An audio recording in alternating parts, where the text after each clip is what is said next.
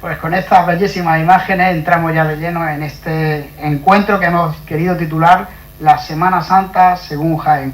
Tengo que confesar que nuestros 4 invitados de esta noche aceptaron la llamada del Foro Jaén y la invitación a la primera, y sin dudarlo, es mucha la pasión que nuestros 4 invitados sienten por nuestra Semana Santa, y queríamos también dar voz a 4 personas muy representativas de la Semana Santa actual, la Semana Santa de Jaén.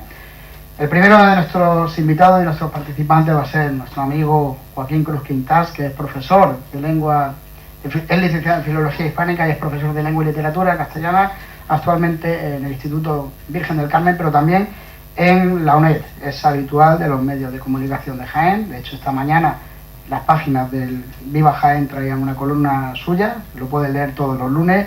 Es académico de número de la Academia Bibliográfica Magallana Virgen de la Capilla. También pertenece a la Asociación Civitas Lucis, ocupando el cargo de secretario, una asociación que más adelante nos va a acompañar también, ya lo adelanto, en el Foro Jaén, y ha sido encargado de pronunciar el pregón de la Virgen de la Capilla hace unos años, y más recientemente el pregón de Gloria de Jaén el pasado 2023.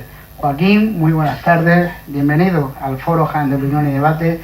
Iniciamos contigo este recorrido a través de la palabra por la Semana Santa de Jaén, de manos de una persona que nos va a explicar desde su perspectiva, desde su vivencia, qué es y qué significa la Semana Santa según Jaén. Bienvenido, Joaquín. Muchísimas gracias, José Luis.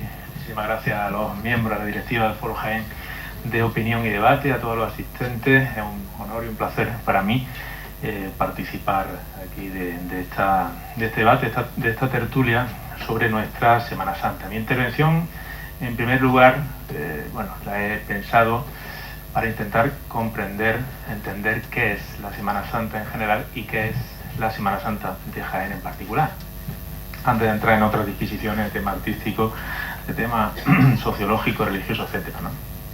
A mí me gusta definir la Semana Santa de Jaén como una joya, la Semana Santa en general como una joya poliédrica, ¿no? Un diamante, un octaedro, ¿no? Pues también la Semana Santa tiene muchas caras desde las que podemos acercarnos. Evidentemente la Semana Santa es una manifestación religiosa y por tanto espiritual. Eso tiene que ir siempre por delante y ese es su génesis y su sentido primero. Pero intervienen otros elementos como son los elementos artísticos, elementos culturales, elementos sociológicos, también vivenciales, es decir, emocionales, evidentemente, incluso gastronómicos, ¿no? Por tanto, es una realidad de una gran heterogeneidad, porque podemos acercarnos a esta manifestación desde diferentes puntos de vista. En ocasiones, desde dentro de las propias cofradías o en el seno de la iglesia, hay gente que se rasga las vestiduras porque no todo el mundo que participa en la Semana Santa lo hace con un pleno sentido religioso. Pero es que, como ocurre con las manifestaciones sociales, transversales y de gran calado, como puede ser el fútbol, o incluso en este caso la Semana Santa, pues todo el mundo tiene cabida de alguna manera, sin olvidar que evidentemente es una manifestación religiosa, pero no podemos rasgarnos las vestiduras. Yo siempre digo que en el camino del Calvario no solamente iban a contemplar o a ver el paso de Jesús gente de sus amigos, de los que creían en él, sino de toda condición. Algunos iban simplemente a pasar el rato. En fin, yo creo que todo el mundo tiene cabida en la Semana Santa precisamente pues por esa grandeza de la misma, ¿no? Pero sí es verdad que en su concepción, digamos, más plena, me gusta decir que la Semana Santa en general pues está cimentada sobre 3 amores. En primer lugar, el amor a Dios, y eso es fundamental porque es una manifestación religiosa. En segundo lugar, el amor a la belleza, el amor por la belleza. La belleza y la estética es absolutamente esencial en la Semana Santa. No es una estética con minúscula, sino con mayúscula. Es una estética que nos pone en contacto con lo espiritual. Y finalmente, el amor a la ciudad, el amor a Jaén en este caso, y el amor a su historia y a sus tradiciones, ¿verdad? Es decir, con ese amor, con ese triple amor, podemos vivir, entiendo yo, la Semana Santa de la manera más plena posible, ¿no? En primer lugar, hablando del necesario amor a Dios, hay que hablar también del sentido histórico de la Semana Santa.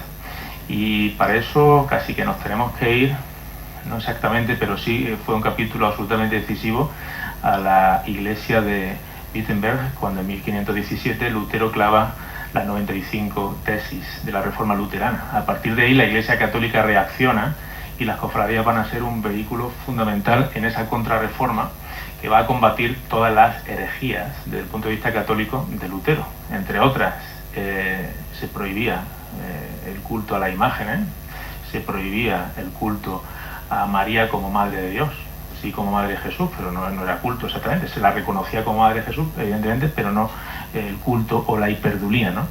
Entre otras cuestiones, pues se desdeñaba la tradición, sino que los luteranos defienden que la única fuente de revelación es la Escritura, son la Escritura, y en fin, esto va a llegar, todo este proceso contrarreformista, pues hasta la Guerra de los 30 años, incluso quizá un poco más allá en ocasiones, ¿no? Pero va a ser el principal elemento, la principal herramienta de la que se va a servir la Iglesia católica frente al luteranismo, ¿no? Por tanto, hay que tener claro cuál es ese origen de las cofradías, que son una afirmación del catolicismo, son plenamente católicas, ¿no? Es raro ver una cofradía, por ejemplo, sin una imagen mariana, precisamente por eso. También se niega el culto a los santos en el luteranismo, ¿no? A los santos, solamente a Cristo, ¿no? Pues evidentemente también son habituales las cofradías con santos, ¿no? Al fin y al cabo, la manifestación de las cofradías en la calle son una especie de teatro urbano.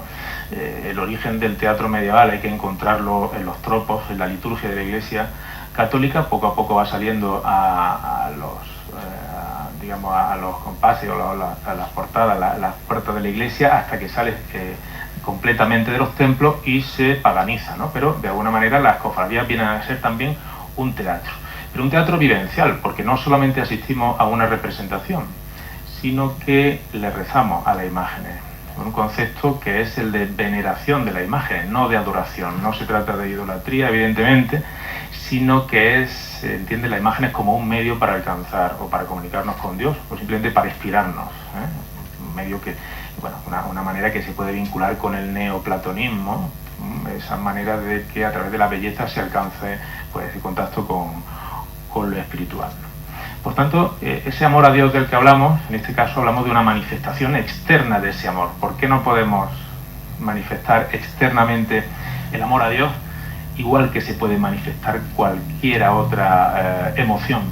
Sin embargo, en ocasiones, sobre todo a partir de la Revolución Francesa y de alguna concepción laicista del liberalismo, se ha repetido, y todos lo hemos oído, que la religión tiene que ser algo interior, íntimo exclusivamente, como haciendo una excepción. Yo siempre que observo que se hacen excepciones con alguna norma, y digo, ¿y por qué exactamente una excepción? Porque la expresión religiosa, el sentimiento religioso se debe poder manifestar exactamente igual que cualquier otra emoción o sentimiento, y no por eso nada no se puede vincular ni con el fanatismo, ni con la hipocresía tampoco, porque muchas veces también se hace esta vinculación, ¿no?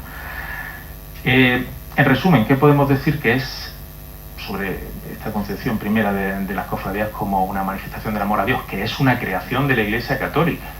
Claro, cuando uno echa la vista atrás y recuerda los años posteriores al Concilio Vaticano II, en los que la propia Iglesia se rebela contra las cofradías e intenta de alguna manera ningunearlas, pues piensa, ahora con perspectiva, que fue un ejercicio de muy escasa inteligencia, ¿no? Porque las cofradías evidentemente son un polo de atracción hacia la Iglesia. En segundo lugar, el amor a la belleza. Esto está muy claro, ¿no? La imaginería religiosa es fundamental en las cofradías, ¿no? En las cofradías, hay cofradías que no tienen imágenes, evidentemente, pero no tienen esa atracción, ni muchísimo menos que las que sí lo tienen. Por tanto, bueno, evidentemente la escultura devocional, la escultura que presentaba a un Dios humano y divino, que unía el patetismo con el ascetismo o con la unción religiosa, va a ser fundamental en estos años, y la Iglesia va a ser la principal cliente de los grandes artistas.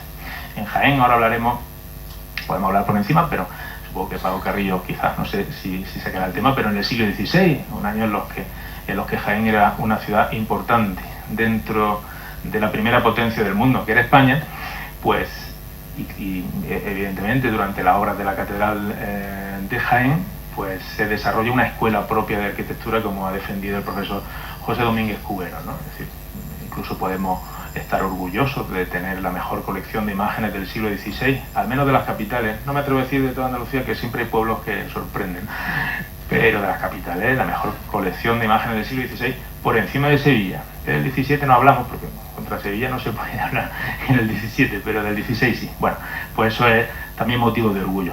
Por supuesto, aparte de la imaginería, la talla artesanal de la madera, de los pasos, ¿no? La orfebrería, el oro, la plata, el bronce, la alpaca plateada. Evidentemente la música procesional, que es una gran creación, pues ya desde finales del XIX y principio del XX, ¿no? Desde los Font de Anta hasta, como he escuchado ahora, Macarena de Cebrián, ¿no? El gran compositor de nuestra ciudad, ¿no? Esos sones finales recuerdan mucho a nuestro Padre Jesús. Los grandes compositores están presentes en nuestra Semana Santa, ¿no? Evidentemente la arquitectura, porque la ciudad es un marco, es teatro, es un marco teatral, es un teatro urbano, y además una ciudad que siempre en esta época idealizamos. La pintura, en los estandartes, en los respiraderos, en las glorias de palio, algunas muy buenas como la de nuestro amigo Paco, en la Virgen de la Trinidad, ¿no? La orfebrería, como hemos dicho, el exorno floral y cirial también, ¿no?